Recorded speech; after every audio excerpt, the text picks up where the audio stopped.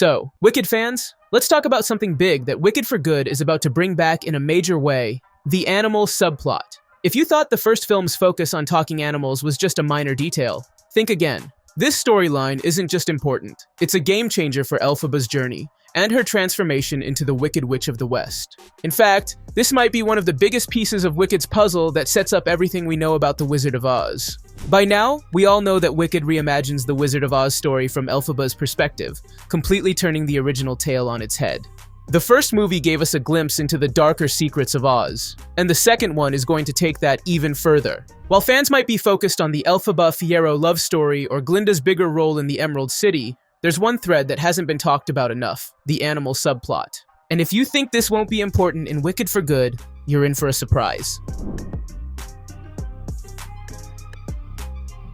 One of the first things Wicked establishes is how much Elphaba cares about the treatment of animals in Oz. While others at 2’s University mock or ignore them, she's the only one standing up for their rights.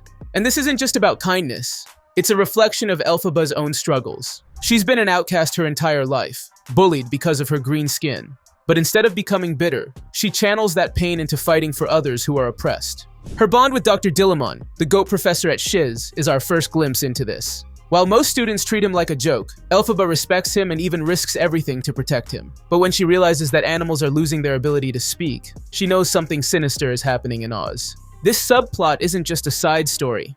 It's the very thing that pushes Elphaba toward rebellion. From there, her journey takes an even darker turn. She saves a lion cub from captivity, only to later discover that the wizard and Madame Morrible are behind the cruel treatment of animals in Oz.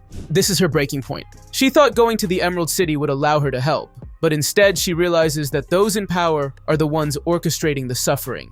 And so, Elphaba does what she does best: she fights back. Thank you. You're very kind. Now, if you've seen The Wizard of Oz, you probably remember the flying monkeys, those terrifying winged creatures that serve the Wicked Witch. But Wicked gives us a completely different version of their origin, and it all ties back to Elphaba's deep connection with animals. At the end of Wicked, we see Elphaba unknowingly cast a spell that gives the wizard's monkey servants wings. At first, they hate her for this. They don't see it as a gift, they see it as a curse, something that has turned them into tools for the wizard. And for a moment, it seems like Elphaba has made things worse instead of better. But this is where things get interesting, because if Wicked for Good follows the musical's storyline, these very same flying monkeys will eventually switch sides. Why? Because unlike the wizard, Elphaba actually cares about them. She never meant to turn them into weapons, and when she gets the chance, she will make it right. This means that the flying monkeys won't just be her minions, they'll be her allies. They're another group of outcasts who have been used and manipulated by those in power, just like Elphaba. And since Wicked for Good is meant to bridge the gap between Wicked and the Wizard of Oz, this will be the moment where the monkeys become permanently associated with her. What the world sees as her terrifying, villainous army, it's actually just another group she saved from oppression. I'm not afraid. It's the wizard who should be afraid of me. One of the coolest things about Wicked is how it completely recontextualizes the Wizard of Oz. Everything we thought we knew about these characters gets turned upside down, and this flying monkey subplot is the perfect example of that. In the original movie, we see the monkeys as creepy henchmen, but in Wicked, we realize that they were never villains at all. They were victims, just like Elphaba.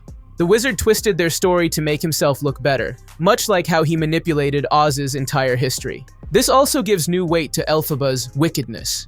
From the outside, she seems like this terrifying figure with her winged creatures at her command. But now we know the truth. She was never a power-hungry villain. She was just trying to save those who had been hurt, even if the world didn't see it that way. Take your army to the haunted forest and bring me that girl and her dog. Do what you like with the others, but I want her alive and unharmed. So, what does all this mean for Wicked 2? Well, for one, it means that the flying monkeys are about to have a much bigger role. They won't just be background creatures, they'll represent a massive turning point in Elphaba's story. This also sets up one of Wicked's most important themes: how history is written by those in power. Just like the wizard paints Elphaba as the villain, he twists the story of the flying monkeys too. She did this! The green one! Don't let her get away! But through Wicked for Good, we'll see the real story behind these characters, and how the Wicked Witch of the West may not have been wicked at all. At the end of the day, Wicked has always been about changing how we see familiar stories. And with the return of Elphaba's animal subplot, Wicked for Good is about to rewrite history in an even bigger way. So, get ready, because this isn't just the story of a villain. It's the story of someone who fought for those who couldn't fight for themselves. And in the end, that's what makes her a legend. And that's a wrap on how Wicked's animal subplot is going to play a massive role in Wicked for Good. What do you think about Elphaba's connection with the flying monkeys? Do you like how Wicked is changing the Wizard of Oz story? Let me know in the comments, and if you enjoyed this breakdown, don't forget to like, subscribe, and hit that notification bell so you don't miss any updates. See you next time. Are you looking for something or someone?